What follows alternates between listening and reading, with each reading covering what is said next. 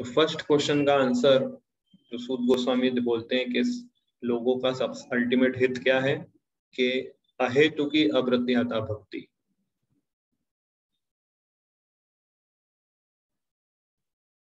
अहेतुकी अप्रतिहता भक्ति, इसके कनेक्टेड में कुछ दिन पहले एक आर्टिकल नहीं बट मैं क्लास सुन रहा था। यस, तो अहेतुकी अप्रतिहता, ये बहुत मेडिटेट करने वाला पॉइंट है। इस पे आपको हमने बहुत सारा डिस्कस किया है, बट एक पॉइंट मैं आपको बताना भूल गया था क्लास के दौरान। अहेतुकी मतलब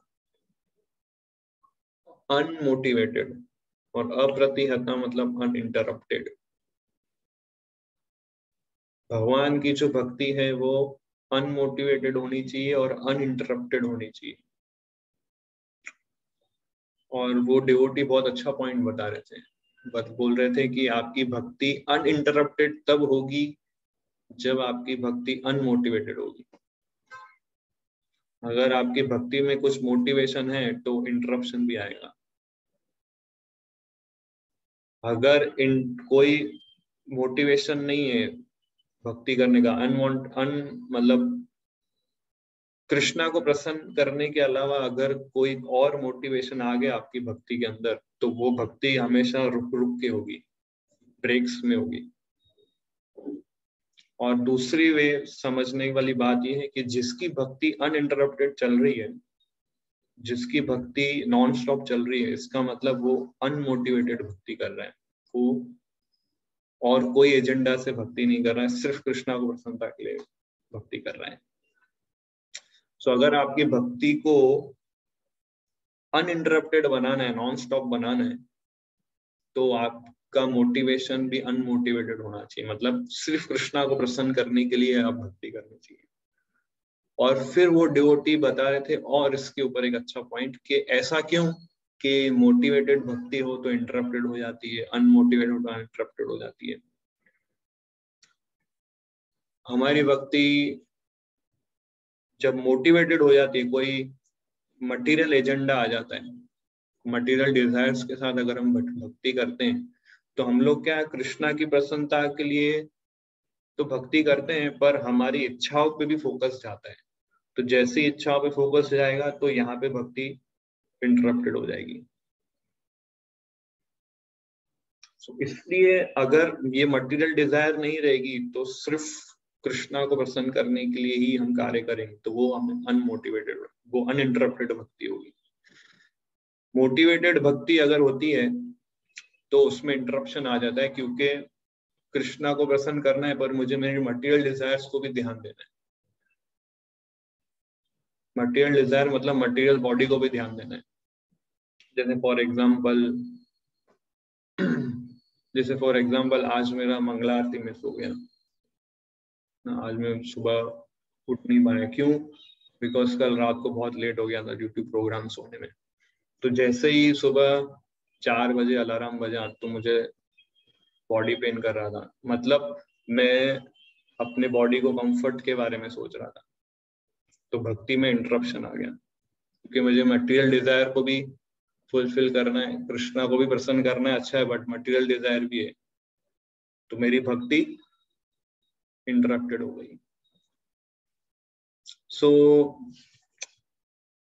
इसलिए अगर कोई मटेरियल डिजायर नहीं है तो भक्ति अनइंटरप्टेड होगी। अगर मैं मटेरियल बॉडी का नहीं सोचता, अगर मैं अंदर मटेरियल डिजायर नहीं होते, तो फिर सिर्फ एक ही एजेंडा रहता है कृष्णा को प्रसन्न करने का। सो फिर मैं इजीली इस ऑब्स्टिकल को क्रॉस कर। इसलिए प्योर डिवोटीज जो होते हैं, चाहे कितनी भी कठिन परिस्थिति हो, उसको वो एक्सक्यूज नहीं निकालते हैं कभी भी कि मेरे साथ ये सिचुएशन हो गया, इसलिए मैं चैंटिंग नहीं कर पा रहा हूँ, इसलिए मैं रीडिंग नहीं कर पा रहा हूँ, इसलिए मैं मंदिर नहीं आ पा रहा हूँ, इसलिए मैं क्लास अटेंड नहीं कर पा रहा हूँ। ये सब एक्सक्यूजेस जब हम देने लगते हैं, कोई भी एक्सक्यूज हो, मीन्स हमारा भक्ति अनमोटिवेटेड नहीं है, हमारा भक्ति के अंदर कुछ मिश्रण है मटेरियल डिजायर्स का।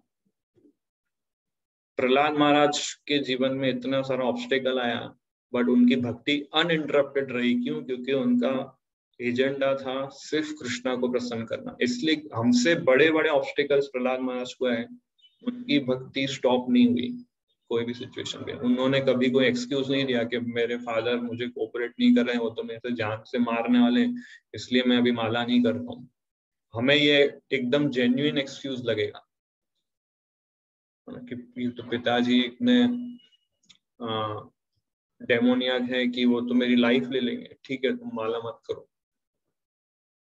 बट प्रहलाद महाराज ने ये इसको भी जेन्युइन एक्सक्यूज नहीं समझा, क्योंकि उनके अंदर कोई मटेरियल डिजायर नहीं थी, उनके अंदर सिर्फ कृष्णा को प्रसन्न करने की इच्छा थी।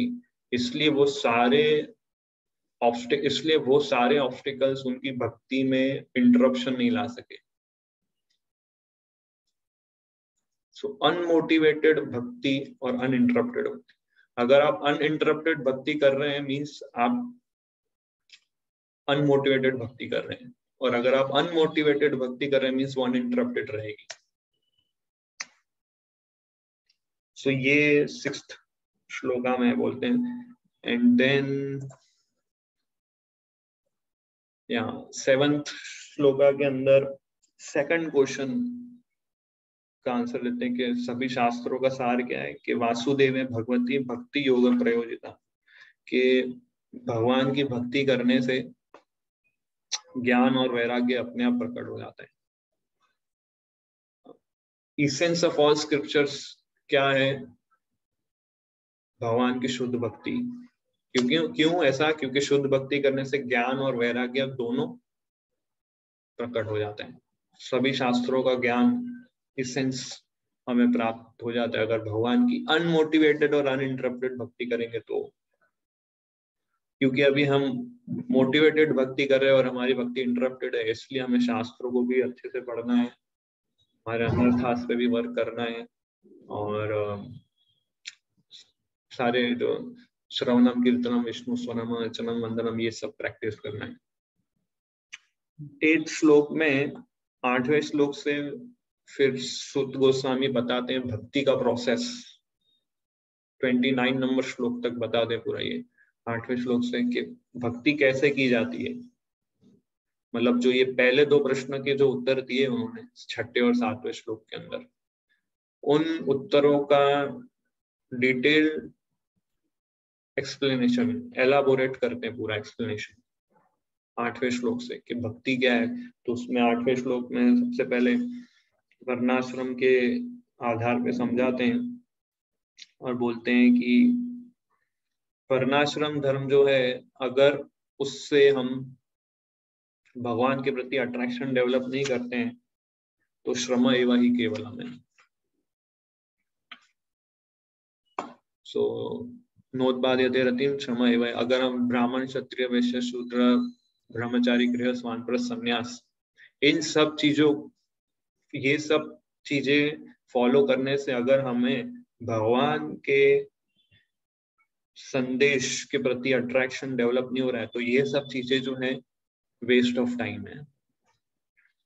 9th श्लोक में फिर अपवर्ग हमने डिस्कस किया था, अगर आपको याद हो तो, धर्म से ही अपवर्ग से, कि सारे ऑक्यूपेशनल एंगेजमेंट्स ये जो है पूरा जो वर्णाश्रम है वो हमें हेल्प करना चाहिए अपवर्ग स्टेज पर आने के लिए। अपवर्ग मतलब लिबरेटेड स्टेज, पवर्ग मतलब मटेरियल एग्जिस्टेंस, वो हमने डिस्कस किया था। 10th श्लोका में पता है कि जो हमारे जो डिजायर्स है वो सेंस ग्रेटिफिकेशन के लिए नहीं होना चाहिए, बट जीवस्य तत्व जिज्ञासा के लिए होना चाहिए। भगवान को समझने के लिए हमें ये मनुष्य जीवन मिला है, और इस मनुष्य जीवन को उतना ही हम इस बॉडी को उतना ही केयर करना है जितना हमारा हेल्दी लाइफ अच्छा चले, ताकि हम भगवान की भक्ति अच्छे से करें। ये 10th श्लोका में life desires should be only for healthy life and human life meant to inquire absolute truth. और फिर 11वें श्लोक में सूत गोस्वामी समझाते हैं कि वो एब्सोल्यूट ट्रुथ क्या है, ब्रह्मन परमात्मा भगवान, ये कंसेप्ट समझाते हैं। और 12वें श्लोक में बताते हैं कि उस एब्सोल्यूट ट्रुथ को रियलाइज कैसे किया जाता है, through the process of bhakti, है ना, tat shraddha dhana mune ho. So process of realizing absolute truth, उसके लिए इंक्विजिटिव स्टूडेंट होना चाहिए, तो ही वो समझ सकता है। और इस श्लोक के अंदर फिर हमने 3 प्रकार के भक्त होते हैं, उसका हमने डिस्कशन किया था। First class devotee, second class devotee, third class devotee. और इस श्लोक में हमने ये भी डिस्कस किया था कि respect all, associate with few, follow one. और हमें कहीं से भी इधर उधर का क्लास या कोई भी बुक खोल के पढ़ना, कोई भी दूसरे ऑथर का बुक पढ़ना नहीं है। We should stick to Prabhupada books and we should listen authorise classes. अगर आपके जो भी गाइड है या जो भी आप जिससे इंस्पायर्ड है, उनके पास जाके आप अपना हियरिंग का प्रोग्राम ले सकते हैं कि कौन कौन से क्लासेस सुनने चाहिए, कौन कौन से बुक्स हमें पढ़ने चाहिए। हमारा हियरिंग और रीडिंग का स्केड्यूल उनसे डिस्कस करना चाहिए, तो ही हम सिस्टमैटिक वे से उस स्टेज पर पहुंचेंगे जब हम अहेतुकी और अप्रतिहता भक्ति करेंगे। कभी कभी हम भक्ति के अंदर भी सेंस ग्रेटिफिकेशन ढूंढते हैं, तो ये सुनने में थोड़ा अजीब लगेगा हमें, बट भक्ति के अंदर भी हम कई बार सेंस ग्रेटिफिकेशन ढूंढते हैं।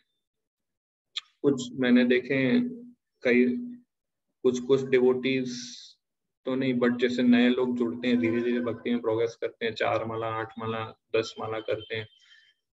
पर कुछ लोग ऐसे होते हैं कि उनको ज्ञान प्राप्त करना है, ये भी बुक पढ़ना है, ये भी बुक पढ़ना है, ये भी बुक पढ़ना है।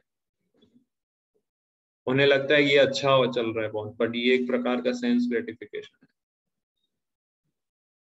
अगर उनको बोला जाए नहीं ये सिलेबस से, ये ऑर्डर से ही आप बुक पढ़ो, तो उन्हें लगता है अरे ये तो सब मुझे पता है, प्रभु जी को नहीं पता है मेरी सिचुएशन क्या है, ये सब मुझे पता है ऑलरेडी, मैं अभी ये पढ़ लेता हूँ।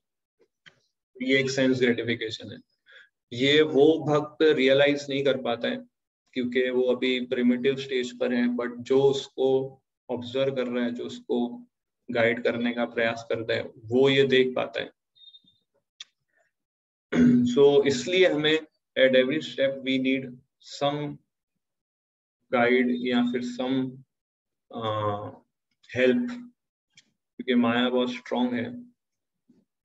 और फिर over the period of time अगर ऐसे भक्तों को गाइड अगर नहीं किया किसी ने, या फिर अगर इन लोगों ने किसी से हेल्प नहीं मांगी वॉलंटरली, तो over the period of time in लोगों, ये लोग फिर कैसे हो जाते हैं, ये लोग सब पढ़ लेते हैं, फिर उन्हें सब पता चल जाता है, फिर उन्हें लगता है कि अभी कुछ नया नहीं है, इधर अभी सब मैं समझ चुका हूँ, तो अभी इसको हम साइड ट्रैक कर देते हैं। अभी मटेरियल वर्ल्ड में फिर वो रस ढूंढते हैं, क्योंकि यहाँ पे सब रस उन्होंने स्वाद कर लिया, अब उनको कुछ नया नहीं लगता है, तो फिर ऐसे लोगों का भक्ति धीरे धीरे डाइल्यूट होने लगता है और मटेरियल वर्ल्ड के रसास अपने अंदर डालने लगते हैं, और ग्रेजुअली ये लोग आउट हो जाते हैं। तो माया इस तरह से उनको ट्रिक करती है, दे आर आउट।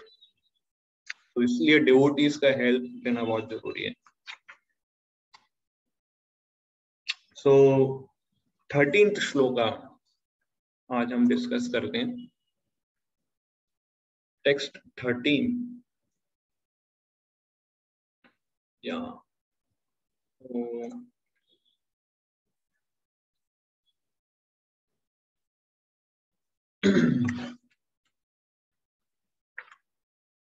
टेक्स्ट 13 में आगे कंटिन्यू करते हैं। सूत गोस्वामी भक्ति के प्रोसेस को एलाबोरेट करते हैं। अतः पुंभिर्दुज श्रेष्ठ वर्णाश्रम विभागश स्वानुष्ठिष्ठस्य धर्मस्य संसिद्धिर्हरितोषणम्। इसका अनुवाद, अतः हे द्विज श्रेष्ठ, निष्कर्ष ये निकलता है कि वर्णाश्रम धर्म के अनुसार अपने कर्तव्यों को पूरा करने से जो परम सिद्धि प्राप्त हो सकती है वह है भगवान को प्रसन्न करना। हाईएस्ट परफेक्शन क्या है? है ना। हाईएस्ट परफेक्शन क्या है? भगवान को प्रसन्न करना। अगर आप अपने कर्तव्यों को पूरा करके भगवान को प्रसन्न कर सकते हैं, मीन्स वो सर्वश्रेष्ठ है। तो इसको अलग तरीके से समझे तो वर्णाश्रम सिस्टम जो भगवान ने बनाया है, भगवत गीता चैप्टर 4 भगवान बोलते हैं चातुर्वर्ण्यम मया सृष्टम गुना कर्म विभागशः। ये चतुर्वर्णम, ये जो वर्णाश्रम जो है वो मैंने ही एस्टैब्लिश किया है। अगर आप इस वर्णाश्रम सिस्टम को फॉलो करते हुए highest perfection one can achieve, वर्णाश्रम सिस्टम को फॉलो करने से अगर आप जो भी हाईएस्ट परफेक्शन प्राप्त कर सकते हैं, वो क्या है हाईएस्ट परफेक्शन? सम सिद्धिर हरितोषणम। सम सिद्धिर मतलब टॉप मोस्ट परफेक्शन क्या है? हरितोषणम, हरि को संतुष्ट करना, भगवान को संतुष्ट करना, ये हाईएस्ट परफेक्शन है हमारे वर्णाश्रम धर्म को फॉलो। अगर वर्णाश्रम धर्म को फॉलो करके ये सम सिद्धिर हरितोषणम नहीं हो रहा है तो श्रम एव ही केवल, तो वेस्ट ऑफ टाइम है, क्यों? तो ये दो श्लोक इंटरकनेक्टेड है, टेक्स्ट नंबर 13 और टेक्स्ट नंबर हो गया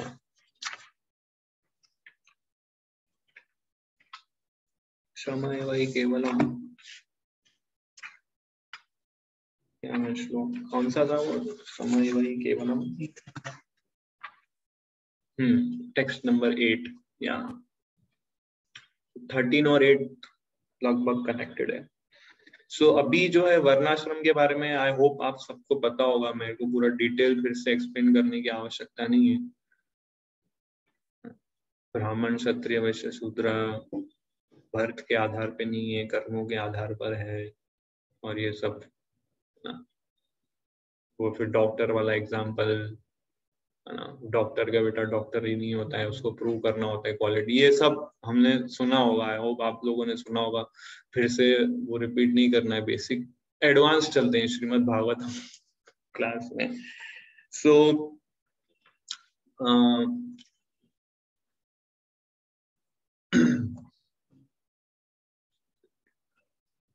सो प्रभुपाद इसके परपोर्ट में बहुत सुंदर चीज बोलते हैं कि ह्यूमन सोसाइटी जो है उसके लिए सबसे बेस्ट चीज है डिवाइड करो, उनको कैटेगराइज करो ह्यूमन सोसाइटी को, ये उनके लिए अच्छा है।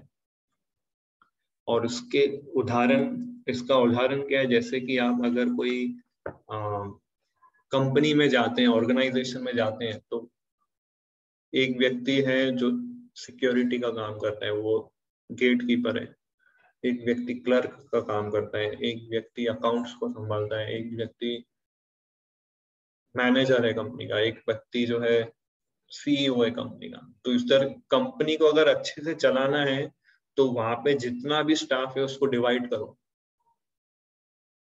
कि ये काम ये करेगा, ये काम ये करेगा, ये काम ये करेगा, और किस बेस पे डिवाइड करना है कि उनके क्या क्या क्वालिफिकेशंस है। ये नहीं किसी को भी गेट कीपर बना दिया और किसी को भी सीईओ बना दिया, ऐसा कंपनी नहीं चलता है। कंपनी कैसे चलता है? स्टाफ को इकट्ठा करो, उनके एलिजिबिलिटी क्वालिफिकेशन के आधार पे उनको कैटेगराइज करो और उनको वर्क अलॉट करो, तो ये पूरा कंपनी आगे चलता है, ग्रो करता है, प्रोग्रेस करता है, डिवाइड मल्टीप्लाई होता है आगे। सो कैटेगराइज करना अकॉर्डिंग टू क्वालिफिकेशन, उसको कैटेगराइज करना कोई गलत बात नहीं है, यही कंपनी के लिए अच्छा है। ये तो प्रभुपाद बताते हैं परपोर्ट में कि in the best interest of human society there must be such division, otherwise no social institution can grow in a healthy state। और ये भी बोलते हैं कि ये जो ह्यूमन सोसाइटी को जो कैटेगराइज किया है उसका अल्टीमेट उद्देश्य होना चाहिए to please the human, to please the supreme personality of God, इट सम सिद्धिर हरितोषणम। सो हमारे चैतन्य चरितामृत में एक बहुत अच्छी स्टोरी आती है, ये वर्णाश्रम को ही लेके है एंड बहुत अच्छा उसमें टीचिंग मिलता है कि एक बार एक राजा होते हैं, उनका नाम होता है सुबुद्धि राय। सुबुद्धि राय राजा होते हैं और उनका एक सर्वेंट होता है हुसैन शाह, वो सर्वेंट होता है उसका। तो ये सुबुद्धि राय ने ये हुसैन शाह को कुछ पनिशमेंट देता है क्योंकि उसने कुछ मिस्टेक की थी, तो राजा ने उसको पनिशमेंट दिया। उसने कुछ उसका वर्क अच्छा नहीं किया तो उसने पनिशमेंट दिया और उसके बैक पे उसने वो हंटर से उसको मारा। चाबुक बोलते हैं उसको, हंटर को चाबुक से यहाँ, तो उसके पीठ पे ऐसे निशान हो गए थे। फिर ऐसा हुआ कि सिचुएशन थोड़ी चेंज हुई और वो जो राजा था वो सर्वेंट बन गया और ये जो सर्वेंट था वो राजा बन गया। ऐसा सीन हुआ, पॉलिटिकल टर्मोइल हुआ और ये सर्वेंट राजा बन गया, राजा हुसैन शाह, और ये सुबुद्धि राय उसका सर्वेंट बन गया। सुबुद्धि राय एकदम ऐसा नहीं था कि वो एकदम क्रूअल राजा था, वो जब कोई गलती करता था पनिश भी करता था पर उतना वो प्रेम भी देता था। तो हुसैन शाह जब उसके सर्वेंट थे तो उसको बहुत अच्छा भी रखता था, पर एक बार उसने बहुत बड़ी मिस्टेक कर दी थी तो ऐसा पनिशमेंट भी दिया उसने। अभी ये चेंज हो गए तो हुसैन शाह राजा बन गए, सुबुद्धि राय सर्वेंट बन गए। पर हुसैन शाह के अंदर ऐसा नहीं था कि मैं अभी इसको सबक सिखाऊंगा। हुआ ऐसा, हुसैन शाह अपनी पत्नी के साथ रूम पे थे तो उनकी पत्नी ने एक दिन देखा कि उनके पीठ में निशान क्यों है। तो हुसैन शाह ने पूरा स्टोरी बताया कि मैंने ऐसा ऐसा मिस्टेक किया इसलिए ये सुबुद्धि राय जो अभी सर्वेंट है मेरा, वो जब राजा था तो उसने मुझे ऐसा मारा। तो उसकी पत्नी को ये टॉलरेट नहीं हुआ कि उसको सबक आपको सिखाना चाहिए। पर हुसैन शाह के अंदर ऐसा फीलिंग नहीं था, उसे लगा ये मेरे पिता जैसे ही थे, मुझे रखते थे, तो मैं क्यों उसको अननेसेसरी पनिश करूं।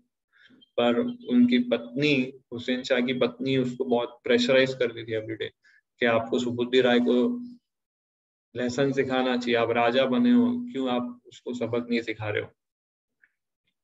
तो हुसैन शाह फिर थोड़े डायलेमा में आ गए कि अभी मैं क्या पत्नी को संतुष्ट करूं या उसको, मेरे को मारना भी नहीं है। तो हुसैन शाह ने सोचा कि मैं मुझे इसको मारना भी है और इसकी जान भी बचानी है। तो उसने क्या किया कि हुसैन शाह मुस्लिम था, सुबुद्धि राय ब्राह्मण था। तो हुसैन शाह ने, उस समय कास्ट का बहुत महत्व था, ब्राह्मण एकदम है, वो एकदम वो मानते थे अपने आप को कि हम लोग बहुत एडवांस लोग हैं, हम ऐसे वैसे किसी के घर नहीं जाते हैं, किसी के घर नहीं खाते हैं, हम लोग शुद्ध ब्राह्मण हैं। तो हुसैन शाह को ये पता था कि ये ब्राह्मण है और इसका भी सब ब्राह्मण जैसे सोचते हैं। तो उसने क्या किया, अपना झूठा पानी, जो ग्लास में पानी पिया और अपना झूठा पानी सुबुद्धि राय के बॉडी पे ऐसे फेंका। तो जैसे ही फेंका तो ये सुबुद्धि राय ने अपने कास्ट से वो अलग हो गया। अभी कोई ब्राह्मण्स जो थे उसको एक्सेप्ट नहीं करते थे ब्राह्मण, क्योंकि उस समय इतना वो लोग कास्ट कॉन्शियस होते थे कि अगर किसी मुस्लिम का या मिलेच्छा या यावनस का कुछ झूठा या कुछ उनका सर्विस भी कर दिया तो वो आउटकास्ट हो जाता था। तो ये इसको आउटकास्ट बना दिया ऐसा हुसैन शाह ने। तो अभी सुबुद्धि राय जो थे वो बहुत दुखी हो गए, कोई ब्राह्मण उसको एक्सेप्ट नहीं कर रहा। तो उन्होंने सोचा अभी मैं क्या करूं, मेरी कास्ट को प्राप्त करने के लिए मैं क्या करूं। तो अलग अलग ब्राह्मणों के पास गए, उनको सिचुएशन बताई और किसी ने सजेस्ट किया कि आप अग्नि में अपने आप को डाल दो तो ही आपको फिर से बर्थ मिलेगा, फिर से आपका रीजन होगा। किसी ने बोला आप उबला हुआ घी पियो तो आपका ये जो पश्चाताप है पूरा हो जाएगा। तो बोला कि ये सब करने से तो मेरी मृत्यु हो जाएगी, इससे मेरे को मेरा सॉल्यूशन कहाँ मिलेगा। बोला यही सॉल्यूशन है और कोई सॉल्यूशन नहीं है, अग्नि में डालो या गरम गरम घी पी लो, उसके आपको फिर से ब्राह्मण का जन्म लेना पड़ेगा। तो ये वो उससे एग्री नहीं हो रहे थे। तो वो फिर गए चैतन्य महाप्रभु के पास चैतन्य महाप्रभु को अपनी सॉल्यूशन अपना प्रॉब्लम बताया, तो चैतन्य महाप्रभु ने बोला उनको कि आपको कुछ ये सब नहीं करना है, आप जाओ वृंदावन, वहां पर हरे कृष्ण मंत्र का जाप करो, भक्तों की सेवा करो, और आप ब्राह्मण से भी ऊपर का स्टेज प्राप्त कर लोगे, आप परमहंस हो जाओगे। तो सुबुद्धि राय फिर ये गए वृंदावन, डिवोटीज का एसोसिएशन किया, हरे कृष्ण मंत्र जप किया, भक्तों का संग किया, और वहां पे वो शुद्ध भक्ति उन्होंने प्राप्त की। सो यहाँ पर हम देखते हैं कि लोग रिचुअल्स को बहुत मानते हैं, एक्सटर्नल चीजों को बहुत मानते हैं, बट रिचुअल्स के पीछे का जो मूड है उसको वो एक्सेप्ट नहीं करते। और लोगों ने आज इस वर्णाश्रम को इसी रूप से देखा है, और इसलिए आज के कुछ हिंदू लोग ऐसा बोलते हैं कि ये ब्राह्मण क्षत्रिय भेदभाव करते हो आप लोग, there should be classless society, ऐसा उनका कहना है। जो हमारे देश के जो सेक्युलरिज्म वाले जो लोग हैं, सेक्युलरिज्म को क्या बोलते हैं हिंदी में पता नहीं, बट ये लोग ऐसा बोलते हैं कि there should be a classless society, कोई ऐसा भेदभाव मत करो कि ये ब्राह्मण है और ये शूद्र है। तो इस तरह से उन्होंने वर्णाश्रम को अटैक किया और वैदिक कल्चर को डिस्ट्रॉय कर रहे हैं लोग। सो वर्णाश्रम इस पर्पज से नहीं बनाया था भगवान ने कि लोग भेदभाव करें। प्रभुपाद परपोर्ट में लिखते हैं कि जब वर्णाश्रम का जो मुख्य उद्देश्य था वो था भगवान को प्रसन्न करना, जब ये उद्देश्य बैकग्राउंड में चला गया और इंद्र तृप्ति वाला प्रोग्राम जब उन्होंने केंद्र में रखा, तो उन्होंने वर्णाश्रम को मिसयूज करना स्टार्ट कर दिया। और वो मिसयूज कैसे हुआ कि हाई कास्ट के लोग जो है वो लो कास्ट के लोगों को एक्सप्लॉइट करते थे। जैसा कि हम देखते ब्राह्मण जो थे शूद्रा को नीचे समझते थे, शूद्रा को कोई वैल्यू नहीं करता था। क्यों? क्योंकि वहां पे वो अपना प्रीडोमिनेंस जमाना चाहते थे वीकर सेक्शन ऑफ सोसाइटी को लेके। सो जो कलयुगा में ये हम देख रहे हैं, artificial predominance is already current. तो ऐसा ही सिमिलर कनेक्शन आता है अद्वैत आचार्य। अद्वैत आचार्य एक जो पंचतत्व महामंत्रम बोलते हैं, श्री कृष्ण चैतन्य प्रभु नित्यानंद श्री अद्वैत, वो अद्वैत आचार्य। तो अद्वैत आचार्य के घर पे एक दिन श्राद्ध का पूरा प्रोसेस जो होता है, श्राद्ध मनाते हैं जो, उसमें सभी ब्राह्मणास को बुलाते हैं और उनको भोजन देते हैं, महाप्रसाद देते हैं। तो हजारों की संख्या में इस अद्वैत आचार्य के घर पे आए थे ब्राह्मणास लोग। तो अभी सिस्टम कैसा था कि जिसको सबसे पहले भोजन दिया जाएगा, जिस ब्राह्मण को सबसे पहले भोजन दिया जाएगा, उस ऐसा माना जाता था कि वो सबसे टॉप मोस्ट ब्राह्मण है और वो बहुत सीनियर है और उसकी सब रिस्पेक्ट करते थे। पर अद्वैत आचार्य ने सबसे पहला ब्राह्मण भोजन जो है वो हरिदास ठाकुर को दिया था। हरिदास ठाकुर जो थे वो कौन थे? मुस्लिम परिवार में उनका जन्म हुआ था। तो जैसे हरिदास ठाकुर को दिया तो हरिदास ठाकुर ने बोला, आप ये क्या कर रहे हैं? मैं तो मिलेच्छ परिवार में जन्म हुआ है, मैं मुस्लिम हूँ, आप मुझे क्यों पहले दे रहे हैं? हरिदास ठाकुर बोलते हैं क्योंकि आप नामाचार्य हैं, आप भगवान का शुद्ध नाम जप कर रहे हैं, आपको भोजन देने का अर्थ है कि हजारों ब्राह्मणों को मैंने भोजन दिया। सो इसलिए वर्णाश्रम जो है वो उसका पर्पस कुछ और था, बट लोगों ने इसको मिस इंटरप्रिटेट किया है। तो हमारे गुण और हमारे कर्मों के आधार पर ये 4 क्वालिफिकेशन है। इसलिए लोगों का अभी समस्या है कि वो एक्सटर्नल चीजों से अटैच हो गए हैं, पर उसके पीछे का स्पिरिट क्या है, उसके पीछे का पर्पस क्या है, उसको वो नहीं समझ पाते हैं। अगर भगवान प्रसन्न है हमारे कार्यों से तो वो हमारा सक्सेस है। भगवान अगर प्रसन्न नहीं है हमारे कार्यों से तो वो हमारा फेलियर है। फिर चाहे आप कितना परफेक्टली रिचुअल्स को फॉलो करो, कितना भी परफेक्टली आप मंत्रों का उच्चारण कर लो और सब आचमनम और ये सब कर लो, बट भगवान अगर प्रसन्न नहीं होते हैं तो उससे कुछ लाभ नहीं है। सो वो चीज हमारे गुरु हमें बताते हैं कि टाइम प्लेस सर्कमस्टेंस के आधार पे हमें क्या रूल्स रेगुलेशंस फॉलो करना चाहिए। So this is the point. So yes, इसमें हाईलाइट में ये बताते हैं कि जब इंद्र तृप्ति की अत्यधिक आसक्ति के कारण जीवन का लक्ष्य अर्थात परम सत्य का साक्षात्कार चूक जाता है, तब जैसा कि पहले कहा जा चुका है, स्वार्थी लोगों द्वारा वर्णाश्रम धर्म का उपयोग कमजोर वर्ग पर कृत्रिम आधिपत्य दिखाने के लिए किया जाता है। तो इसलिए वर्णाश्रम इस तरह से वो डिग्रेड, लोग इसको डिग्रेडेड सिस्टम लोग मानने लगे। 14th श्लोका में हम लोग पढ़ते हैं, तस्मादेकेन मनसा भगवान सात्वतां पति श्रोतव्य कीर्तितव्यश्च ध्येय पूज्यश्च नित्यदा।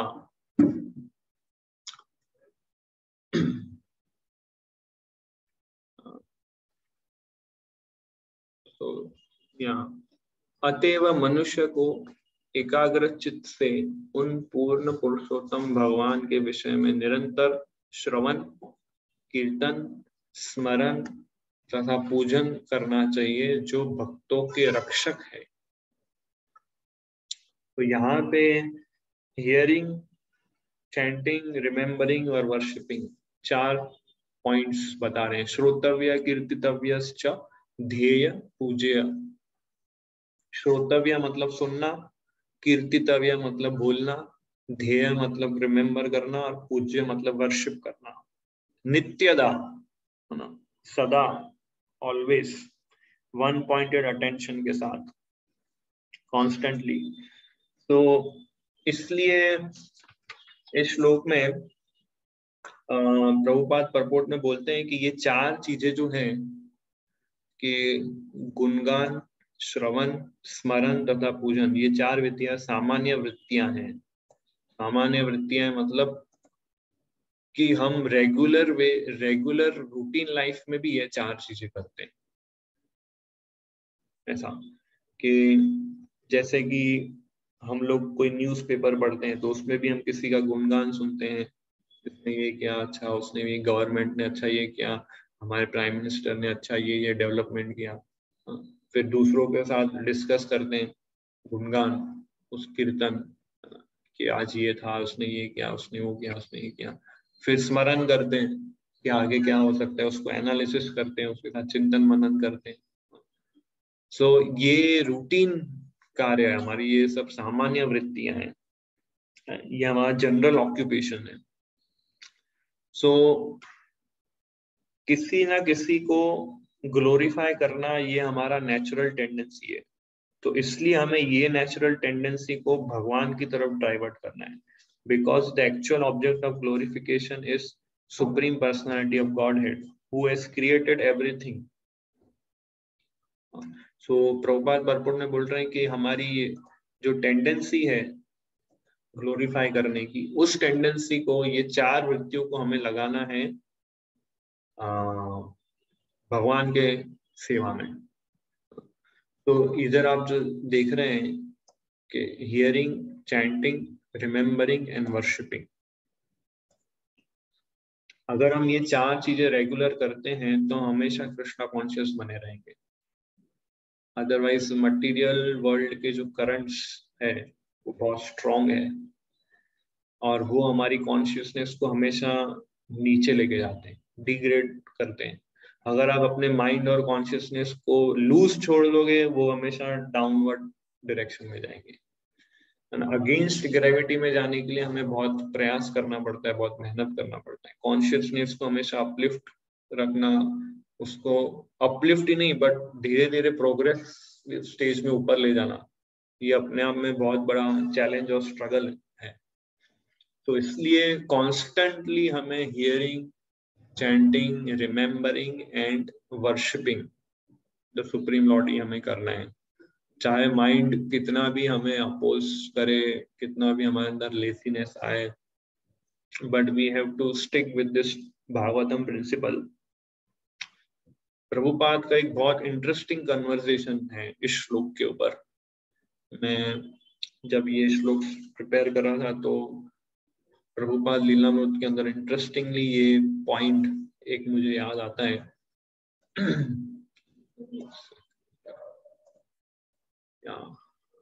सो प्रभुपाद शायद अमेरिका या कहीं पे होते हैं और ये कन्वर्सेशन होता है। एक लड़का उनसे प्रश्न पूछता है कि कुछ प्रश्न पूछता है, प्रभुपाद बोलते हैं कि वो जो समथिंग जो आप बोल रहे हो कि किसी पे, जैसे लड़का पूछता है I mean if you meditate a lot you feel you should do something, Prabhupada बोलते हैं it is not something, it must be actual fact, there is no question of something, something is vague, you must speak what is that something. लोगों को clarity नहीं है कि भगवान क्या है, लोग बोलते हैं something must be there something. So Prabhupada बोलते हैं that you can not express, that means you have no idea, so we have to learn. This is the process. I am speaking of the process. If you want to have knowledge of absolute truth, the first thing is faith, then you must be thoughtful, then you must be devoted, and you must hear from authentic sources. These are different methods, and when you come to the ultimate knowledge from Brahman platform to Paramatma to Supreme Personality of Godhead, then your duty shall be to satisfy the Supreme Personality of Godhead. So फिर प्रभुपाद बोलते हैं how can v satisfy, भगवान को कैसे संतुष्ट कर सकते हैं? We have to hear about him, we have to speak about him, we have to think about him, and we have to worship him, and that is regularly. This will help you. But if you have no worship, if you have no thought, if you have no hearing, if you have no speaking, and you are simply thinking of something, that something is not God. So Prabhupada बोलते हैं कि हमेशा हमें here कर भगवान के विषय में सुनना है, मीन्स हियरिंग, एंड सिर्फ हियरिंग ही नहीं, we have to speak about God. जितना हम पढ़ रहे हैं वो हमें बोलना है, क्योंकि जब तक आप बोलेंगे नहीं आपको याद नहीं आने वाला है, जब तक आप बोलेंगे नहीं तब तक आप उसको अप्लाई नहीं कर पाएंगे। सो भगवान और आप सभी पार्टिसिपेंट्स की कृपा से मुझे ये अवसर मिल रहा है कि मैं बोल रहा हूँ, बट आपको भी समहाउ इन कमिंग फ्यूचर ऐसा कुछ अपॉर्चुनिटी क्रिएट करना है कि आप भी कुछ बोल सके ऐसा, क्योंकि आप सिर्फ सुनते रहेंगे और पढ़ते रहेंगे पर किसी के साथ शेयर नहीं करेंगे, किसी को बोलेंगे नहीं, तो आप जितना पढ़ रहे हैं सुन रहे हैं उसको आप अप्लाई नहीं कर पाएंगे, आपको बहुत स्ट्रगल होगा उन चीजों को अप्लाई करने में। जो आप सुन रहे हैं, जो आप पढ़ रहे हैं, अगर आप चाहते हैं कि उसको अप्लाई करें, उसके प्रति कन्विक्शन बढ़े, अगर आप ट्रांसफॉर्मेशन चाहते हैं तो आपको वो शेयर करना पड़ेगा दूसरों के साथ, है ना। सो sharing is most important thing. इसलिए इसमें लिखा है ना, श्रोतव्य सुनना, फिर कीर्तितव्य, कीर्तितव्य मतलब प्रीच करना। Preaching is very important thing, और प्रीचिंग करने से हमारा फेथ भी बढ़ता है। ऑफ कोर्स हमें उन्हीं लोग को प्रीच करना है जो भगवान के संदेश को इनोसेंट वे से एक्सेप्ट कर रहे हैं और उसको सुन रहे हैं, समझने का प्रयास कर रहे हैं। सो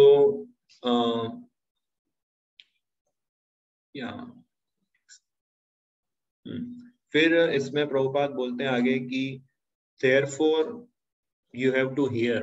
बहुत अच्छा कन्वर्सेशन है, आप ध्यान से सुनिए। प्रभुपाद आगे फिर एक औरत पूछती है कि अभी हमें पूरा नॉलेज नहीं है भगवान के विषय में, तो क्या हमें पहले सुनना चाहिए फिर बोलना चाहिए, कि सुनते भी रहना चाहिए बोलते भी रहना चाहिए, क्या है? तो प्रभुपाद आंसर देते हैं कि you have to hear. The first thing is shrotavya, you have to hear. Unless you hear, how can you speak? We are therefore giving you facility to hear. You hear and then you speak, then you can think. We are giving all facility to hear, to speak, to think, to worship. This is the society's work. Unless you hear, how can you speak? The first task is given, shrotavya. then kirtitavyascha deyas pujaste nityada. These are the processes you have to hear, and hearing you have to repeat, chant, and then you have to think, you have to worship. These are the processes. So yes, ये उपेंद्र पूछता है, Swami ji, so we have to hear, I understand, but do we speak or do we first listen for long time and then speak? क्या पहले हम पूरा लंबे समय तक सुनते रहे फिर बोलना चाहिए, फिर प्रचार करना चाहिए, कि सीधा बोलना चाहिए? तो प्रभुपाद क्या बोलते हैं, no, why long time? Suppose you hear 2 lines, you repeat that 2 lines, and aside from everything else you hear Hare Krishna, so you can chant Hare Krishna. What is difficulty there? Shrotavyascha kirtitavyascha, you have to hear and chant. So if you cannot remember all the topics which we are speaking from Bhagavad Gita or Srimad Bhagavatam, you can at least remember this, Hare Krishna.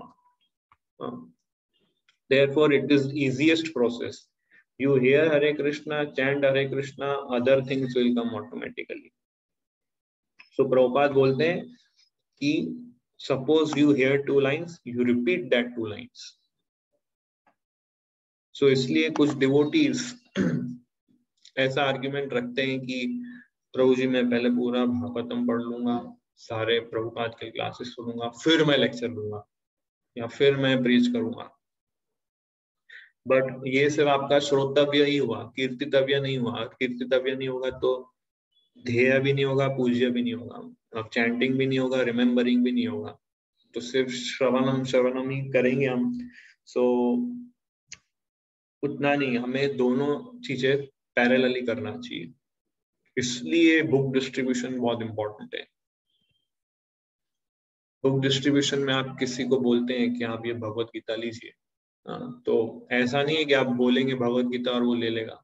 आपको कुछ बोलना पड़ेगा क्यों भगवत गीता आपको लेनी चाहिए. आप भगवत गीता के विषय में कुछ बोलेंगे, कुछ ग्लोरीज बोलेंगे उनके बारे में. तो इस तरह से आप अपने माइंड को फोर्स करेंगे कि क्या बोलना है, कृष्णा के विषय में कुछ बोलना है, कृष्णा के विषय में कुछ बोलना है, गीता के विषय में कुछ बोलना है, इसको कन्विंस करना है, इसको कुछ बोलना है. सो इसलिए बुक डिस्ट्रीब्यूशन बहुत प्योरिफाइंग प्रोसेस है. अब कुछ दिनों से एवरीडे जा रहा हूँ बुक डिस्ट्रीब्यूशन में, तो कई लोगों से मैं इंटरेक्ट करता हूँ, नए नए लोगों से मिलता हूँ. सो हर बार कोई व्यक्ति नया कोई आर्ग्यूमेंट लेके आता है, उसको हर बार मेरे को फिर माइंड को प्रोसेस करके उसको कुछ आंसर देना पड़ता है. तो इसको बोलते हैं रिमेम्बरिंग, कीर्तन और रिमेम्बरिंग. बोल रहा हूँ और याद कर रहा हूँ, बोल रहा हूँ और याद कर रहा हूँ. सो इसलिए हम सभी को जितना समय मिल रहा है, ये बहुत अच्छा अपॉर्चुनिटी है बुक डिस्ट्रीब्यूशन का. अधिक से अधिक लोग को ये सर्विस में जोड़ना चाहिए. और आप जिस घरों में रहते हैं उस घर की सोसाइटीज में, या बाजू के नजदीक के सोसाइटीज में, या दूर कई सोसाइटीज में आप परमिशन ले सकते हैं. हम सब डिवोटीज वहाँ आएंगे, डोर टू डोर जाते हैं, हम वहाँ बुक डिस्ट्रीब्यूशन कर सकते हैं. तो वो भी आप उसमें भी हेल्प कर सकते हैं by taking permission, and will come in your area and we do kirtan. हम हर सोसाइटी में डोर टू डोर जाते हैं, भगवत गीता के विषय में कन्विंस करते हैं लोगों को. तो ये सब श्रोतव्य, कीर्तितव्य, ध्येय, पूज्य में आता है. तो भागवत हमें यही रेकमेंड करते हैं.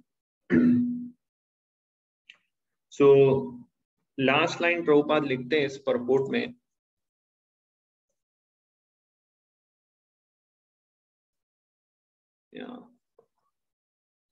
कि अन्यों का गुणगान करने या अन्यों के विषय में सुनने की प्रवृत्ति को गुणगान के वास्तविक लक्ष्य परमेश्वर की ओर मोड़ना चाहिए. इससे सुख उपजेगा. That will bring happiness. So हमारे अंदर जो टेंडेंसी है ना कि दूसरों का हम गुणगान सुनते हैं या डिस्कस करते हैं या दूसरों के विषय में कुछ बोलते हैं, वो टेंडेंसी को हमें लगाना है कृष्णा की सर्विस में. उसी से हमें हैप्पीनेस मिलेगा, उसी से हमें सेटिस्फैक्शन मिलेगा. और नेक्स्ट श्लोक में सूत गोस्वामी बताते हैं कि ये सब करने से क्या होगा, अल्टीमेट क्या होगा. 15th श्लोक में बताते हैं कि हम कर्म ग्रंथियों को तोड़ सकते हैं. we will cut down all the bondages. So ये 14 श्लोक में हमने देखा, therefore with one pointed attention here glorify, remember and worship Lord who is the protector of the devotees. So one pointed attention of mind to please Krishna.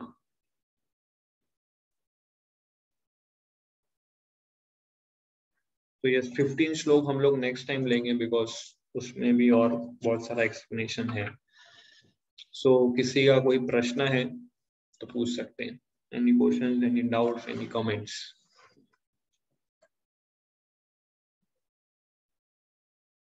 Yes Harsh Prabhu. Hare Krishna Prabhu. Hare Krishna. बहुत बढ़िया session था. Actually प्रभु मेरा एक क्वेश्चन है कि ये जो हम वर्ड सुनते हैं सनातन धर्म, व्हाट डज इट मीन? इसका मतलब क्या होगा? सनातन धर्म मतलब इटर्नल रिलीजन. जो ऐसा रिलीजन जिसका न बिगिनिंग है न एंड है. सनातन धर्म जो है वो आत्मा का धर्म है और जो रिलीजन सोल से कनेक्टेड है उसको सनातन धर्म बोलते हैं. बाकी जो दूसरे धर्म है, हिंदू, मुस्लिम, क्रिश्चियन, फिर जुडाइज्म और जैनिज्म, ये सब बॉडी से कनेक्टेड है. तो ये सब सनातन धर्म नहीं है. सनातन धर्म मीन्स भागवत धर्म. जो श्रीमद् भागवतम के प्रिंसिपल्स है वो सनातन धर्म है. वो आत्मा से जुड़े हुए हैं, इसलिए उसको सनातन धर्म बोलते हैं. ठीक है प्रभु जी. हरे कृष्णा. हरे कृष्णा. यस मुकेश प्रभु. हरे कृष्णा प्रभु जी. यस हरे कृष्णा. प्रभु जी आवाज आ रही है? क्लियर एकदम जी. प्रभु जी मेरा कोई प्रश्न तो नहीं है, लेकिन अभी जो 14वें श्लोक में जो डिस्कस हुआ, मतलब प्रभुपाद जी ने जैसे बताया, तो मैं जब पढ़ रहा था इस श्लोक के तात्पर्य को तो मुझे अच्छी तरीके से उतना समझ में नहीं आया था कि आखिर इतने डीप मीनिंग है. लेकिन अभी जैसे आपने डिस्कस करके बताया तो बहुत ही इसमें है ना, एक्चुअल में प्रभुपाद जी का जो तात्पर्य पढ़े भी लो तो अपने से समझ में आने वाली चीज नहीं. जब अगर हम किसी से सुने तो कितनी डीप चीजें हैं, मतलब दिमाग की ग्रंथियां जो है ना वो हिल जाती हैं कि इतना हमने को सीखने पे मजबूर करती हैं कि सही बात है. हम डे टू डे लाइफ में हम यही करते हैं, सुनते हैं किसी की गाथा और उसका विचार करते हैं, फिर उसके ऊपर में हम उनको ग्लोरीफाई करते हैं. और ये चीजें को अगर हम भगवान की ओर अगर मोड़ दें तो कितना कुछ एक एक श्लोक में हम कितना कुछ सीख सकते हैं. और वो भी सिर्फ अपने से भी हम सोचे कि हम पढ़ के कर लें तो वो भी संभव नहीं है जब तक कोई समझाने वाला जो है प्रॉपर तरीके से इसको न समझाए. तो मुझे बहुत रियलाइजेशन अभी होता है इन सब चीजों को जब पढ़ता हूँ आप लोगों की क्लासेस से.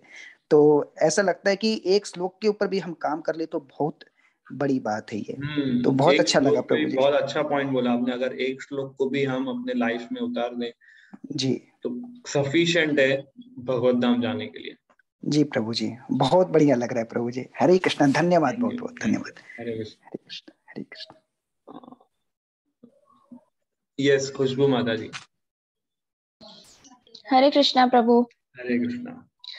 तो बहुत अच्छी एनालिसिस वाला सेशन था और आपने अच्छे एग्जांपल्स दिए वर्णाश्रम धर्म के बारे में.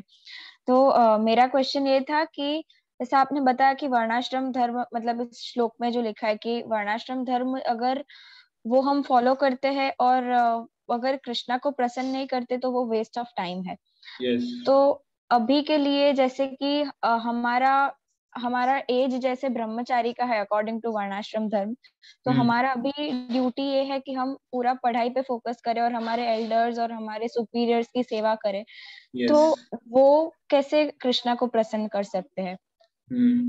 सो एक्चुअली जैसे आपने ये बताया ब्रह्मचारी लाइफ मीन स्टूडेंट लाइफ जो होता है उसमें सर्टेन क्वालिटीज हैं जो हमें कल्टीवेट करनी होती है, जैसे डिसिप्लिन, फिर गिविंग रिस्पेक्ट, है ना, फिर वर्शिपिंग अवर सुपीरियर्स. ये सब करने से क्या होता है हमारे अंदर ह्यूमिलिटी, टॉलरेंस और ये सब अच्छे अच्छे क्वालिटीज हम कल्टीवेट कर सकते हैं.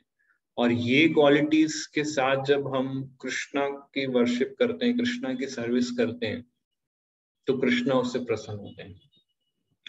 मतलब ये स्क्रिप्चर्स को पढ़ना, एल्डर्स की रिस्पेक्ट करना और मेंटल प्योरिटी रखना, ये सब करने से क्या होता है, हम वैष्णव क्वालिटीज को कल्टीवेट कर पाते हैं और वो वैष्णव क्वालिटीज ही कृष्णा को प्लीज करते हैं। इसका एक बहुत अच्छा एग्जाम्पल मैंने क्लास में सुना था। जब मेरे गाइड है वो एक क्लास दे रहे थे तो उन्होंने बहुत अच्छा एग्जाम्पल दिया था। अगर आप गुलाब जामुन बना रहे हैं और गुलाब जामुन बना रहे हैं, बट गुलाब जामुन किसका, आई थिंक मैदे का बनता है और उसमें सब डालते हैं चीजें और उसको चाशनी में हम डुबोते हैं। तो अभी आप गुलाब जामुन बना रहे हैं पर चाशनी नहीं बना रहे, उसमें डुबो नहीं रहे और डायरेक्ट गुलाब जामुन टेस्ट करेंगे तो गुलाब जामुन का टेस्ट नहीं मिलेगा, उसकी स्वीटनेस को हम रेलिश नहीं कर पाएंगे। सो जितनी भी हम सर्विसेज करते हैं कृष्णा को प्रसन्न करने के लिए, वो उस गुलाब जामुन के समान है। और जो चाशनी है वो क्वालिटीज है, ह्यूमिलिटी, टॉलरेंस, गिविंग रिस्पेक्ट। सो कृष्णा हमारी सर्विस को टेस्ट कर सकते हैं हमारी क्वालिटीज के साथ। अगर आपने ये सारी क्वालिटीज कल्टीवेट नहीं की है, फिर बड़ा बड़ा आपने प्रीचिंग कर लिया, लोगों को जुड़ा दिया, पर आपके अंदर वो क्वालिटीज नहीं है, तो कृष्णा आपसे वो सर्विस को टेस्ट नहीं कर पाएंगे, एक्सेप्ट नहीं कर पाएंगे। जैसे हम गुलाब जामुन को बिना चाशनी के नहीं खा सकते, तो कृष्णा हमारे उस सर्विस को एक्सेप्ट नहीं कर पाएंगे विदाउट कल्टिवेटिंग दोज क्वालिटीज। इसलिए गिविंग रिस्पेक्ट, स्टडिंग स्क्रिप्चर्स और ये सारे जो स्पेशली ब्रह्मचारी लाइफ के लिए, स्टूडेंट लाइफ के लिए जो क्वालिटीज हमें कल्टिवेट करनी है, वो बहुत फाउंडेशनल चीज है हमारे डिवोशनल सर्विस के अंदर। तो ये पॉइंट है इसमें। थैंक यू प्रभु, बहुत ही अच्छे से आपने एग्जांपल दिया। और एक और क्वेश्चन था इसी के रिलेटेड कि स्टडीज मतलब मटेरियल स्टडीज भी आ गई और स्पिरिचुअल स्टडीज भी आ गई। तो मटेरियल स्टडीज में कुछ चीजें ऐसी होती है कि जो हम स्क्रिप्चर्स पढ़ते हैं उसके अगेंस्ट में हमें पढ़नी पड़ती है, तो ऐसे सिचुएशंस में हमें क्या करना चाहिए? देखिए, इसमें हमारे आचार्य हमको एक्सप्लेन करते हैं कि दो टाइप की ड्यूटीज होती है। एक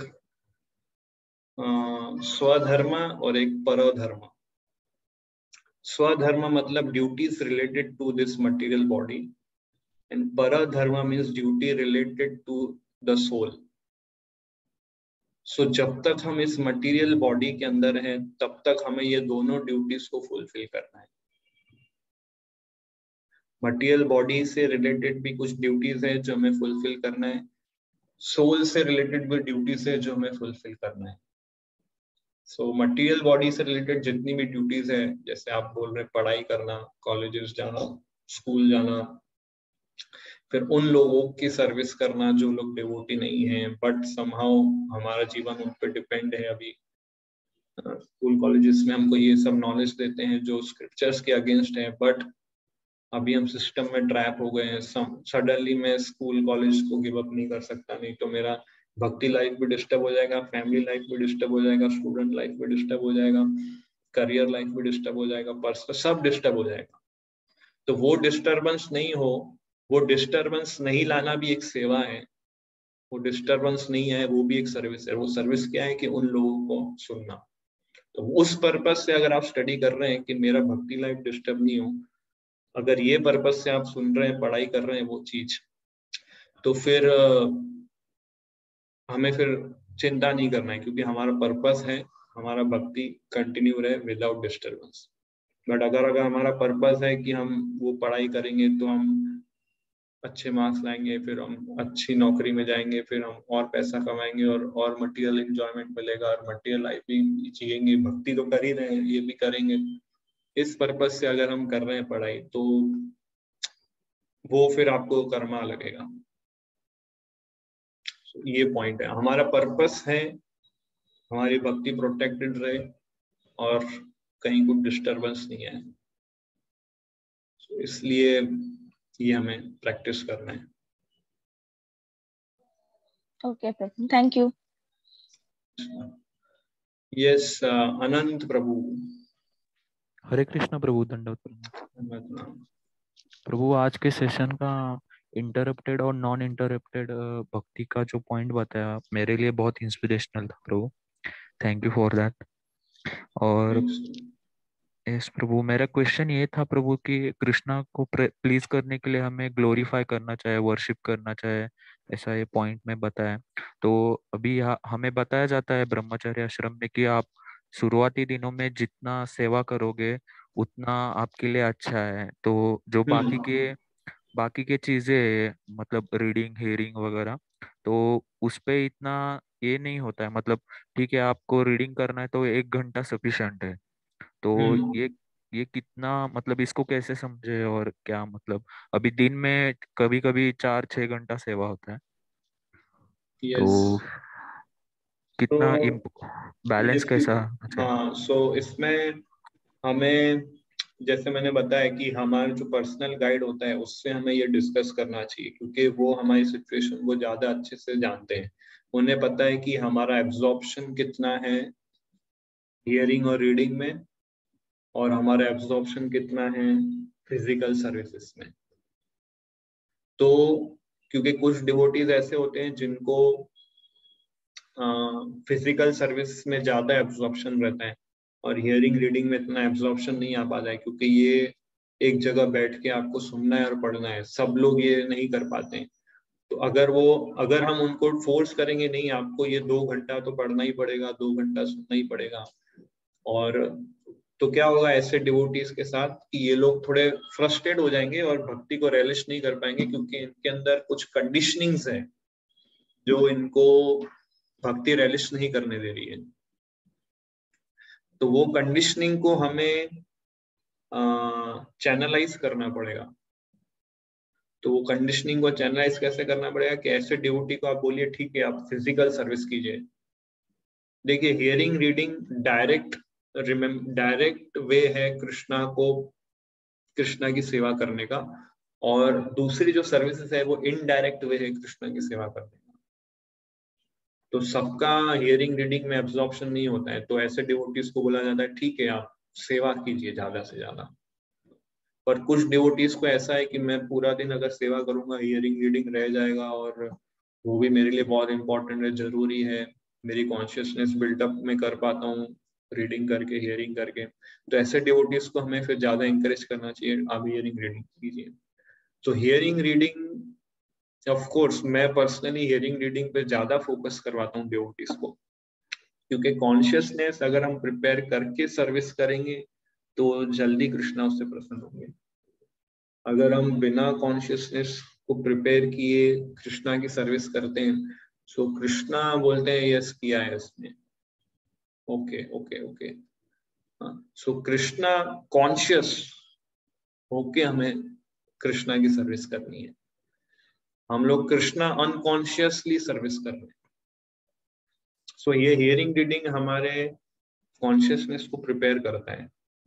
इसलिए प्रभुपाद ने मॉर्निंग प्रोग्राम क्यों दिया है, सुबह जल्दी उठो, मंगला आरती अटेंड करो, तुलसी आरती अटेंड करो, 16 राउंड्स चैंटिंग करो, गुरु पूजा अटेंड करो, श्रीमद् भागवतम क्लास अटेंड करो। सुबह 4 बजे से लेके 8 बजे 9:30 बजे तक ये 5 घंटे तो सिर्फ कॉन्शियसनेस को बिल्डअप करने के लिए ही प्रभुपाद ने प्रोग्राम बनाए। सुबह कोई सर्विस नहीं, 9 बजे तक सिर्फ टेम्पल हॉल में रहो, गुरु पूजा, दर्शनार्थी, गोविंदम आदि पुरुषम, गुरु सब सिर्फ यही अटेंड करो। 9 बजे प्रसाद लो, 10 बजे जाओ बाहर बुक डिस्ट्रीब्यूशन। सो इसलिए कॉन्शियसनेस डेवलप करके हम जब सर्विस करते हैं वो इफेक्ट करता है, वो कृष्णा को प्लीज करता है। तो इसलिए ये डिपेंड करता है कि आपका जो लीडर है, आपका जो गाइड है, वो किस मूड से चलता है।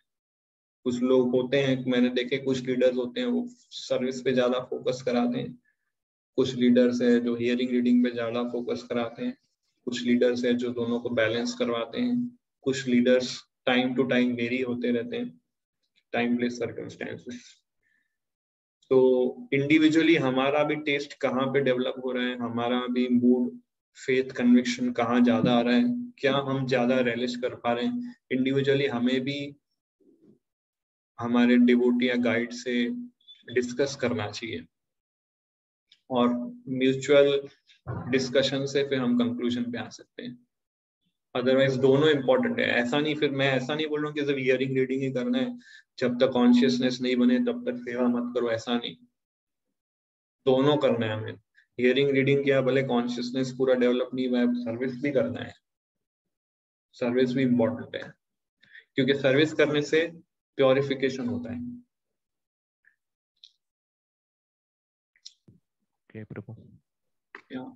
लेकिन कभी सिचुएशन ऐसा होता है कि प्रभु मंदिर में भक्त कम होते हैं, तो सेवाओं का, तो ये देखिए अभी आपकी सिचुएशन अलग हो गई, आप जिधर रहते हैं, जिस मंदिर में रहते हैं, वहां पे डिवोटीज कम है, मैं जानता हूँ, तो वहां पे आपको सर्विस ज्यादा करनी पड़ेगी। वहां पे आप बोलेंगे नहीं मुझे हियरिंग रीडिंग पहले करना है, तो देखिए इसमें again lower principle higher principle का कंसेप्ट आता है।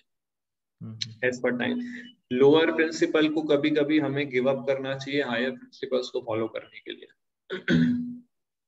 ये मैंने एग्जांपल कुछ क्लासेस पहले बताया था, भगवत गीता क्लास में बताया था कि लोअर प्रिंसिपल एक होता है, लोअर प्रिंसिपल एक होता है हायर प्रिंसिपल। जैसे आपके केस में देखें लोअर प्रिंसिपल क्या है और हायर, एक प्रिंसिपल है हियरिंग रीडिंग करना, दूसरा प्रिंसिपल है कि मंदिर में बहुत दूसरी सर्विस है वो करना, उसके लिए डिवोटी नहीं है। अभी कौन सा लोअर प्रिंसिपल है कौन सा हायर प्रिंसिपल है, उसके लिए मैच्योरिटी चाहिए। जब तक हमें वो मैच्योरिटी नहीं आती तब तक हमें गाइड के निरीक्षण में रह के भक्ति करनी चाहिए। तो आपके केस में हायर प्रिंसिपल है कि टेम्पल सर्विसेज को कहीं भी डिस्टर्ब नहीं होना चाहिए। आपका हियरिंग रीडिंग को आपको कहीं मैनेज करना है, समहाउ मैनेज करना है, बट हायर प्रिंसिपल है कि जो हमारे गुरु ने, हमारे अथॉरिटी ने जो सर्विसेज दी है, जो रिस्पॉन्सिबिलिटीज दी है, वो डिस्टर्ब नहीं होना चाहिए, क्योंकि वो डिस्टर्ब हो गया तो हमारे अथॉरिटीज हमसे डिस्प्लीज हो जाएंगे। अगर हमारे अथॉरिटीज, हमारे शिक्षा गुरु हमसे डिस्प्लीज हो गए तो आप क्या हियरिंग रीडिंग करोगे, क्या कृष्णा को प्रसन्न करोगे? कृष्णा के डिवोटीज को आप प्रसन्न नहीं कर पा रहे हैं तो कृष्णा को कैसे प्रसन्न करेंगे आप? फिर वो हियरिंग रीडिंग आपके कुछ काम का नहीं रहेगा। इसलिए आपके केस में हायर प्रिंसिपल है to please authorities by taking higher and higher responsibilities, but at the same time आपके गुरु चाहते हैं कि हियरिंग रीडिंग भी करो, तो क्या करेंगे आप? तो जो मैच्योर डिवोटी होता है वो क्या करता है, सुबह जल्दी उठ जाएगा 2 बजे, स्नान करके मंगला आरती से पहले 16 राउंड फिनिश, मंगला आरती करके हियरिंग रीडिंग, 8 बजे भागवतम क्लास के बाद 9 बजे प्रसाद लेके 10 बजे सर्विस फुल टाइम। सो ये सैक्रिफाइस, ये डेडिकेशन, मैच्योरिटी इंपॉर्टेंट होता है भक्ति के अंदर। देखिए भक्ति कृष्णा के प्रति डिवोशनल सर्विस जो है वो एक लाइफ लॉन्ग प्रोजेक्ट है। ये ऐसा नहीं हमें कुछ समय के लिए या 6 महीने के लिए मैं अभी ब्रह्मचारी आश्रम में रह रहा हूँ तो उतने देर के लिए करना नहीं, it's a life long project. So accordingly हमें सब चीजें टाइम प्लेस सर्कमस्टेंस के आधार पर एडजस्ट करना है, कॉम्प्रोमाइज नहीं करना है, but we have to adjust things, कभी ये पहले तो कभी ये पहले, ऐसा। ओके अभी सेवा करते समय फॉर एग्जांपल अगर मैं टेंपल क्लीनिंग कर रहा हूँ तो उस समय मैं हेडफोन्स लगा के हियरिंग कर सकते हैं आप, यस तो वो होता है, लेकिन जो रीडिंग पे जितना फोकस होना चाहिए तो उसके लिए आपको सुबह जल्दी उठ जाने का, 2 बजे 2:30 बजे। तो क्या होता है सेवाओं के वजह से थोड़ा सा एक्चुअली हमें अपने आप को बहुत फॉर्चुनेट मानना चाहिए, हम लोग आश्रम लाइफ में हैं, हमें ऐसा नहीं है बाहर के लोगों की तरह बॉस को भी प्लीज करना है और प्रोजेक्ट्स भी करने हैं, घर पे अपने वाइफ को भी प्लीज करना है, बच्चों को भी संभालना है, हियरिंग रीडिंग भी करना है। हमारा ऐसा नहीं है लाइफ। हमारा कैसा है कि इधर भी कृष्णा कृष्णा की सेवा करनी है, वहां भी कृष्णा कृष्णा की सेवा करनी है, इधर भी कृष्णा कृष्णा का हियरिंग करना है, इधर भी कृष्णा कृष्णा, अब सब जगह कृष्णा कृष्णा कृष्णा ही है इधर। सो कहीं भी कुछ ऊपर नीचे होता है कृष्णा के साथ ही है।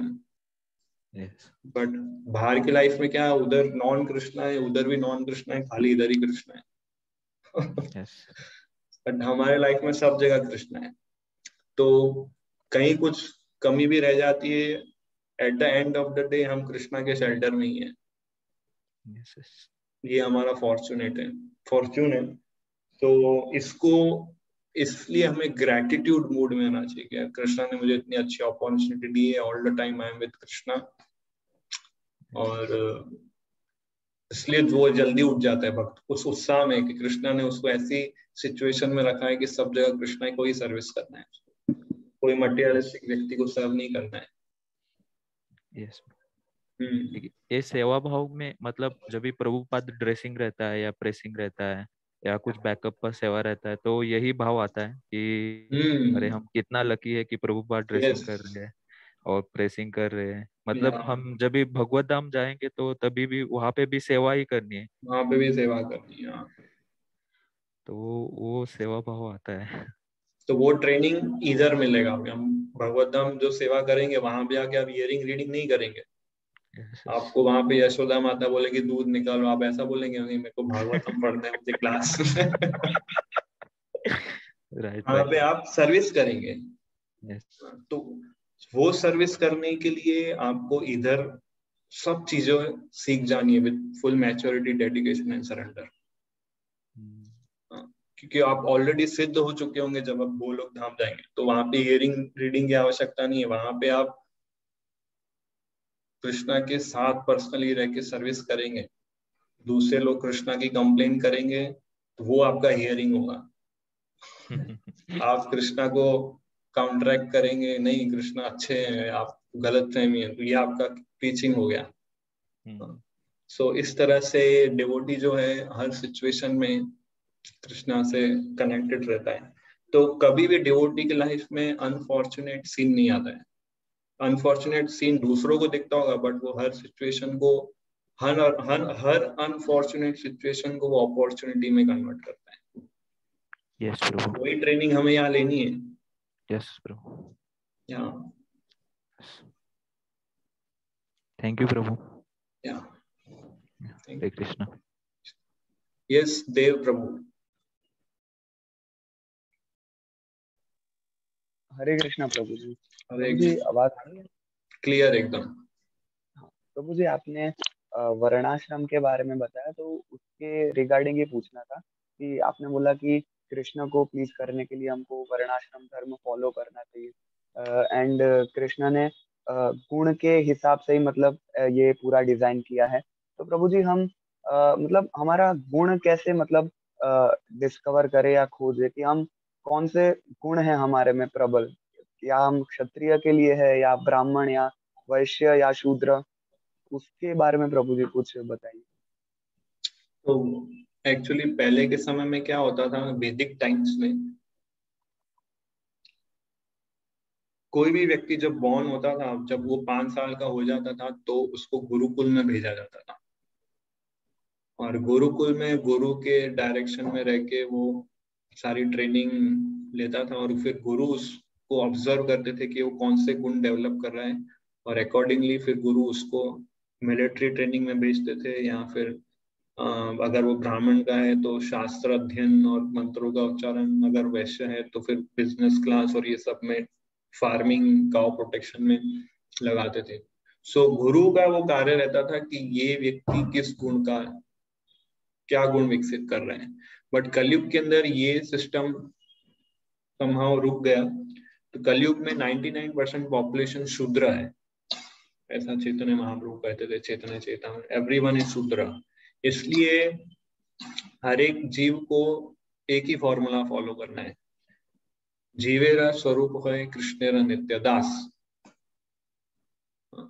तो हम सब कृष्णा के दास हैं। जैसे फॉर एग्जाम्पल, जैसे हमारा स्टूडेंट लाइफ है, ब्रह्मचारी लाइफ है, हम लोग ब्राह्मणास की तरह स्क्रिप्चर्स भी पढ़ते हैं, क्षत्रिय की तरह टेम्पल को मैनेज भी करते हैं, वैश्य की तरह बुक डिस्ट्रीब्यूशन और फंड रेजिंग भी करते हैं, और शूद्र की तरह टेम्पल क्लीनिंग भी करते हैं। बट सब कुछ कृष्णा से रिलेटेड है। सो इसलिए अल्टीमेटली हम वर्णाश्रम का पर्पस ही है कृष्णा को प्रसन्न करना, चाहे आप ब्राह्मण है, क्षत्रिय, वैश्य, शूद्र, ब्रह्मचारी, गृहस्थ, सन्यासी जो भी है, अल्टीमेटली कृष्ण को पसंद कर रहा है। अगर आप वो कर रहे हैं, दैट्स इट। फिर आपको ये चिंता करने की आवश्यकता नहीं कि हम कौन से गुण में हैं, कौन से आश्रम में, कौन से वर्ण में हैं।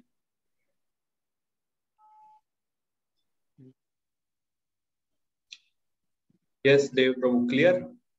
यस प्रभु जी, एकदम। यस केवल प्रभु। हरे कृष्ण प्रभु जी। हरे कृष्ण। जैसा कि आज के लेक्चर में सुना कि पहले हमें पूरा प्रभुपाद जी के लेक्चर्स नहीं सुनने, पूरा भागवतम नहीं सुनना, हमें सुनना भी और साथ में प्रचार भी करना है जो सुना है। तो जो पहले के लेक्चर्स में आपने बताया कि 3 प्रकार के भक्त होते हैं, फर्स्ट कैटेगरी, सेकंड और थर्ड कैटेगरी। तो जो थर्ड कैटेगरी का जो भक्त होते हैं, तो वो जब सुनते हैं और प्रचार करते हैं तो उसमें रिस्क नहीं रहता कि वो इतना अच्छे से मैसेज डिलीवर ना कर सके, उतना अच्छे से प्रचार ना कर सके और उसमें खामी आ जाए। प्रभुपाद ऐसा बोलते हैं, आपने अगर सीखा 3 + 2 = 5, तो आपको उतना ही प्रीच करने का, 3 + 2 = 5। अगर आप ये सिखाएंगे कि 3 × 2 = 5, तो वो मिस्टेक है। जितना आपने सीखा है उतना ही बोलना है, उससे ज्यादा नहीं बोलना है। तो थर्ड क्लास डिवोटी ने कुछ तो सीखा होगा कि मैं ये शरीर नहीं हूं, मैं आत्मा हूँ और Krishna supreme personality of godhead है और हम उनके सर्वेंट है। इतना तो सीखा होगा थर्ड क्लास डिवोटी ने, तो उसको उतना ही प्रीच करने का। जितना उसने समझा है उतना ही प्रीच करना है, उससे अधिक नहीं। तो वो प्रीचिंग इफेक्टिव होगा।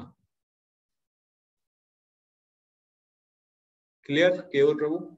यस प्रभु जी, ओके। हरे कृष्ण। और कुछ इसमें और क्लैरिफिकेशन इसमें चाहिए? समझे आप इस पॉइंट को? यस प्रभु, समझ गया। मतलब जैसी हमारी जितनी कॉन्शियसनेस है, जितना हमें ज्ञान मिला है, उतने लेवल पर प्रचार करना है, उतना ही हमें प्रीच करना है। यस प्रभु। यस। सो